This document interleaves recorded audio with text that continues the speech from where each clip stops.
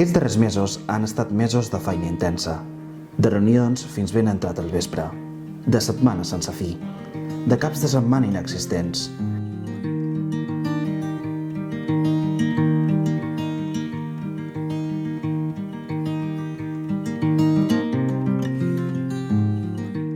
De fer família amb els companys de partit, de dinars, de berenars, de sopars, sempre davant d'una pila de papers, amb l'ordinador sempre encès i amb el telèfon a la mà.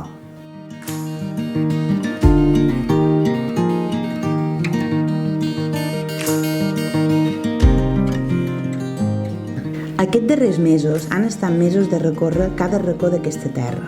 Tot va començar a les conferències polítiques.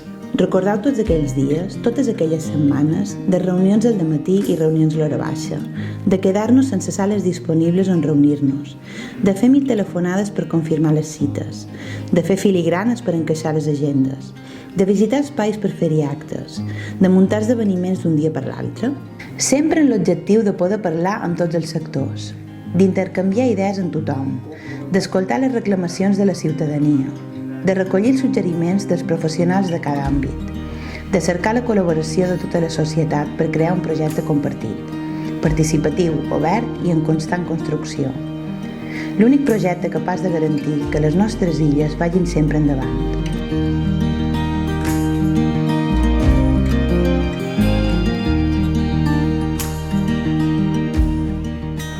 Han estat mesos sense dubte de deixar-nos la pell per fer la realitat, a cada poble, a cada plaça, a cada mercat.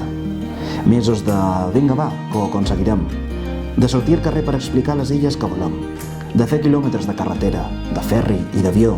I de demanar, quina ruta farà la furgo avui?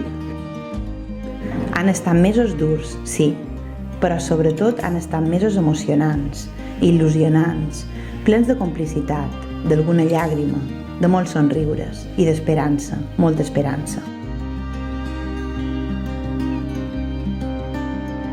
I quan pareixia que acabàvem les forces, arribà la victòria sense precedents del 28 d'abril a les eleccions generals.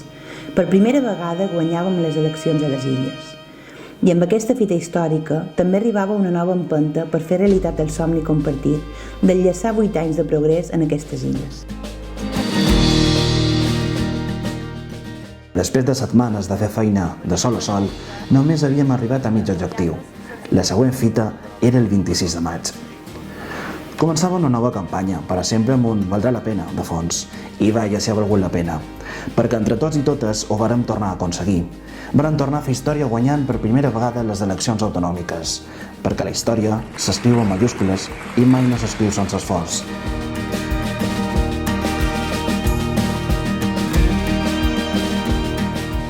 Ara tenim per davant 4 anys més per continuar ampliant drets, fer polítiques socials, repartir la riquesa més i millor, protegir el nostre territori, posar-nos a l'avantguarda de la sostenibilitat.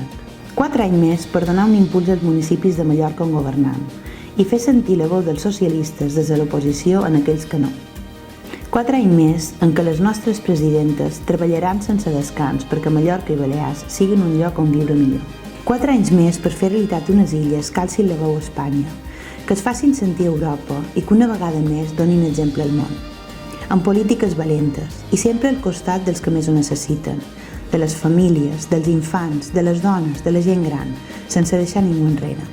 Hem fet història i ara tenim 4 anys més per fer tot allò que els socialistes saben fer millor, estar al costat de les persones, perquè aquesta és l'ànima d'un partit en 140 anys d'història. Gràcies a tots i a totes per fer-ho possible i gràcies especialment a la nostra presidenta. Gràcies, Francina, perquè sense tu avui no seríem aquí. Muchísimo mejor. La política sirve para cambiar la vida de la gente, sirve para mejorar la vida de la gente y yo quiero hacerlo desde el gobierno.